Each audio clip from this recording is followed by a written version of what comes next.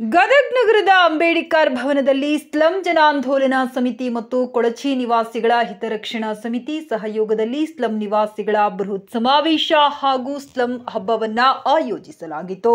ಕಾರ್ಯಕ್ರಮಕ್ಕೆ ಪರಿಷತ್ ಸದಸ್ಯ ಎಸ್.ವಿ. ಸಂಕನೂರ್ ಉದ್ಘಾಟನೆ ನೀಡಿದರು.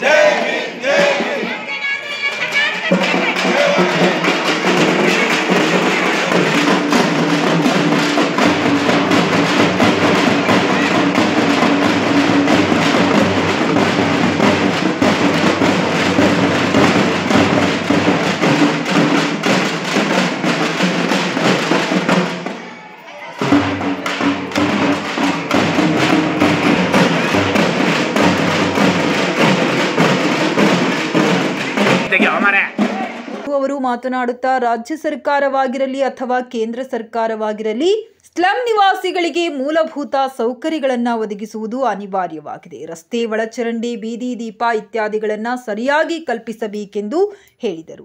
ಕೊಳಚೆ ಪ್ರದೇಶಗಳಿರಬಹುದು, ಕೊಳಗೇರಿ ಪ್ರದೇಶದಾಗಿರ್ಬೋದು, ಅವರು ಕೂಡ ನಮ್ಮ ಮನುಷ್ಯರಲ್ಲ.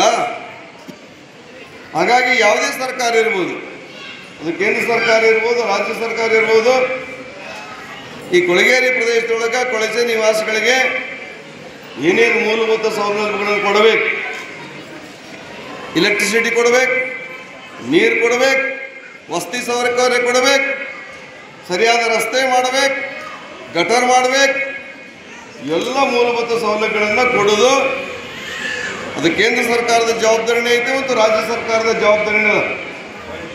ಹಾಗಾಗಿ ಏನಿವತ್ತು ನೀವು ಸಮಾವೇಶ ಮಾಡ್ತಾ ಇದ್ದೀರಿ, ಬೇರೆ ಬೇರೆ ಜಿಲ್ಲೆಯಿಂದ ಬಂದಿದ್ದೀರಿ, ಗದಗ ಬೆಟಗೇರಿ ಒಳಗೆ ಕೂಡ ವಿವಿಧ ಸಂಘಟನೆಯವರು ತಾವೆಲ್ಲ ಸೇರಿದ್ದೀರಿ. ದಯವಿಟ್ಟು ನಾವು ವಿನಂತಿ ಮಾಡಿಕೊಂತೀನಿ ರಾಜ್ಯಾಧ್ಯಕ್ಷರಿಗೆ ಮತ್ತು ಇಲ್ಲಿ ಜಿಲ್ಲಾ ಅಧ್ಯಕ್ಷರು ಎಲ್ಲ ಪದಾಧಿಕಾರಿಗಳಿಗೆ, ಗದಗ ಬೆಟಗೇರಿ ಒಳಗೆ ಮತ್ತು ಏನು ಇವತ್ತು ಹಾಸ್ಪಿಟಲಿಂದ ಬಂದಾರ, ಧಾರವಾಡದಿಂದ ಬಂದಾರ, ನಿಮ್ಮ ಸ್ಲಮ್ ಏರಿಯಾದೊಳಗೆ ಏನೇನು ತೊಂದರೆಗಳಿದಾವೆ, ಕುಡಿಯ ನೀರಿನ ವ್ಯವಸ್ಥೆ ಇಲ್ವಾ, ಸರಿಯಾದ ರಸ್ತೆ ಇಲ್ವಾ, ಸರಿಯಾದ ನಿಮ್ಗೆ ಮನೆ ವಿತರಣೆ ಮಾಡಿಲ್ವಾ, ಏನು ಇವತ್ತು ತೊಂದರೆಗಳಿದಾವೆ, ದಯವಿಟ್ಟು ಆ ತೊಂದರೆಗಳನ್ನು ಪಟ್ಟಿ ಮಾಡಿ ನಾನು ಈ ವೇದಿಕೆ ಮೂಲಕ ನಿಮ್ಮೆಲ್ಲರ ಗಮನಕ್ಕೆ ನಾನು ತರ್ತಾ ಇದ್ದೀನಿ. ಖಂಡಿತವಾಗಿ ಮುಂಬರ್ತಕ್ಕಂಥ ಅಧಿವೇಶನದೊಳಗೆ ನೀವೇನು ಯಾವ ಸ್ಲಮ್ ಏರಿಯಾದೊಳಗೆ ಸರ್ಕಾರ ನಿಮಗೆ ಮೂಲಭೂತ ಸೌಕರ್ಯಗಳನ್ನು ಕೊಟ್ಟಿಲ್ಲ, ಆ ಎಲ್ಲ ಸೌಲಭ್ಯಗಳನ್ನು ಕೊಡುವ ರೀತಿಯೊಳಗೆ ವಿಧಾನ ಪರಿಷತ್ನೊಳಗೆ ಸಭೆಯನ್ನು ಈ ಒಂದು ವಿಷಯವನ್ನು ಮಂಡಿಸ್ತೇನೆ. ಸಂಬಂಧಪಟ್ಟಂಥ ಸಚಿವರಿಗೆ ಅದನ್ನು ಮನವರಿಕೆ ಮಾಡಿಕೊಟ್ಟು ಆ ಸೌಲಭ್ಯಗಳನ್ನು ಈಡೇರಿಸುವ ರೀತಿಯೊಳಗೆ ಪ್ರಾಮಾಣಿಕವಾದಂಥ ಪ್ರಯತ್ನ ಅಲ್ಲ, ಹೋರಾಟವನ್ನು ನಾವು ಮಾಡ್ತೇನೆ ಅಂತಕೊಂಡು ಈ ಸಂದರ್ಭದಲ್ಲಿ ನಾನು ಹೇಳಲಿಕ್ಕೆ ಬಯಸ್ತಾ ಇದ್ದೇನೆ. ಈ ಕಾರ್ಯಕ್ರಮದಲ್ಲಿ ಹಕ್ಕುಗಳು, ಆರೋಗ್ಯ ಸೇರಿದಂತೆ ಹಲವಾರು ಪ್ರಮುಖ ವಿಷಯಗಳ ಬಗ್ಗೆ ಸ್ಲಂ ನಿವಾಸಿಗಳೊಂದಿಗೆ ಚರ್ಚೆ ನಡೆಸಲಾಯಿತು. ಸ್ಲಂ ಜನರಲ್ಲಿ ಜಾಗೃತಿ ಮೂಡಿಸುವ ಉದ್ದೇಶದಿಂದ ಈ ಸ್ಲಂ ಹಬ್ಬ ಹಮ್ಮಿಕೊಳ್ಳಲಾಗಿದ್ದು, ಮಕ್ಕಳು ತಮಟೆ ನುಡಿಸುವ ಮೂಲಕ ಸಾಂಸ್ಕೃತಿಕ ಕಾರ್ಯಕ್ರಮದಲ್ಲಿ ಪಾಲ್ಗೊಂಡರು. ಗದಗ ಜಿಲ್ಲಾ ಸ್ಲಂ ಸಮಿತಿ ಕೂಡ ಸುಮಾರು 2007ರಿಂದ ನಿರಂತರವಾಗಿ ಸ್ಲಂ ಜನರ ಪರವಾಗಿ, ಸ್ಲಂ ಜನರ ಸಾಮಾಜಿಕ ನ್ಯಾಯ ಮತ್ತು ಸಮಾನತೆಗಾಗಿ ನಿರಂತರ ಹೋರಾಟಗಳನ್ನು ನಡೆಸುವ ಮೂಲಕ ಈ ಒಂದು ಗದಗ ಜಿಲ್ಲೆಯಲ್ಲಿ ಒಂದು ಬಲಿಷ್ಠವಾದ ಸಂಘಟನೆ ಕಟ್ಟಬೇಕು ಅಂತೇಳಿ ನಮ್ಮ ಸಂಘಟನೆ ಪದಾಧಿಕಾರಿಗಳು ಕೆಲಸ ಮಾಡ್ತಾ ಇದ್ದೀವಿ.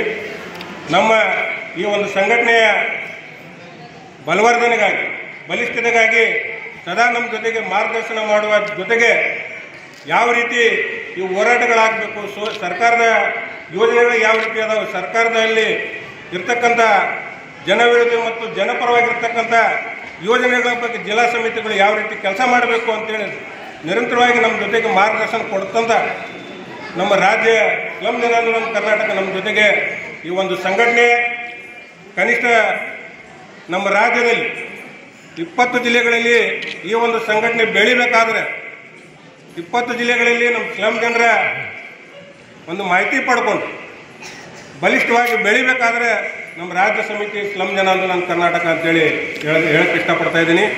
ನಿರಂತರವಾಗಿ ಬೆಂಗಳೂರಿನ ಫ್ರೀಡಮ್ ಪಾರ್ಕ್ ಆಗಿರ್ಬೋದು, ಬೆಳಗಾವಿಯ ಸುವರ್ಣಸೌಧ ಆಗಿರ್ಬೋದು, ಪ್ರತಿ ವರ್ಷ ಸರ್ಕಾರ ತಮ್ಮ ಜವಾಬ್ದಾರಿ ಮರ್ತಿದೆ ಅಂತೇಳಿ ಎಚ್ಚರಿಕೆ ಕೊಡ್ತಕ್ಕಂಥ ಹೋರಾಟಗಳು ಪ್ರತಿ ವರ್ಷ ಸ್ಲಮ್ ಜನಾಂದೋಲನ ಕರ್ನಾಟಕದ ಸಂಘಟನೆ ಮೂಲಕ ರಾಜ್ಯಾದ್ಯಂತ ಎಲ್ಲ ಸಾವಿರಾರು ಸ್ಲಮ್ ಜನರಿಗೆ ಸೇರಿಸುವ ಮೂಲಕ ಆ ಸರ್ಕಾರಕ್ಕೆ ನಮ್ಮ ಜವಾಬ್ದಾರಿಯಿಂದ ಕೆಲಸ ಮಾಡಿರಿ ಅಂತೇಳಿ ಎಚ್ಚರಿಕೆ ಕೊಡ್ತಕ್ಕಂಥ ಕೆಲಸ ನಮ್ಮ ಸ್ಲಮ್ ಜನಾಂದೋಲನ ಕರ್ನಾಟಕ ಮಾಡ್ಕೊಂಡು ಬರ್ತಾ ಇದೆ.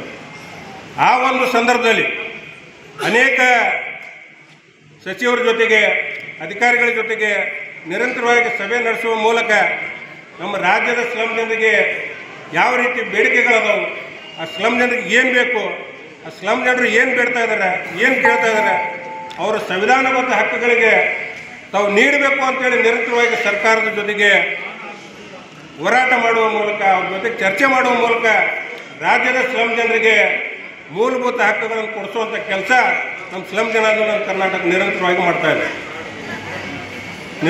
ಉದಾಹರಣೆಯಾಗಿ ನಮ್ಮ ಯಡಿಯೂರಪ್ಪ ಅವರ ಸರ್ಕಾರದಿಂದ ಹಿಡಿದು ಸನ್ಮಾನ್ಯ ಬಸವರಾಜ ಬೊಮ್ಮಾಯಿ ಅವರ ಸರ್ಕಾರದಿಂದ ಹಿಡಿದು ಮಾನ್ಯ ಸಿದ್ದರಾಮಯ್ಯ ಸರ್ಕಾರವರೆಗೂ ನಮ್ಮ ಸ್ಲಮ್ ಜನಾಂದೋಲನ ಕರ್ನಾಟಕ ನಿರಂತರವಾಗಿ ಈ ಸ್ಲಮ್ ಜನರ ಪರವಾಗಿ, ಸ್ಲಮ್ ಜನರ ಭೂಮಿ ಹಕ್ಕಿಗಾಗಿ, ಸ್ಲಮ್ ಜನರ ಒಂದು ಬದುಕಿಗಾಗಿ ಹೋರಾಟಗಳನ್ನು ನಡೆಸ್ತಾ ಇದ್ದೀವಿ. ಈ ರಾಜ್ಯದಲ್ಲಿ ಲಕ್ಷಾಂತರ ಸ್ಲಮ್ ಜನರಿಗೆ ಹಕ್ಕುಪತ್ರ ಸಿಗಬೇಕಾದ್ರೆ ಸ್ಲಮ್ ಜನರ ನಿರಂತರವಾಗಿ ಹೋರಾಟ ಅಂತೇಳಿ ಈ ಸಂದರ್ಭದಲ್ಲಿ ಹೇಳ್ತಾರೆ.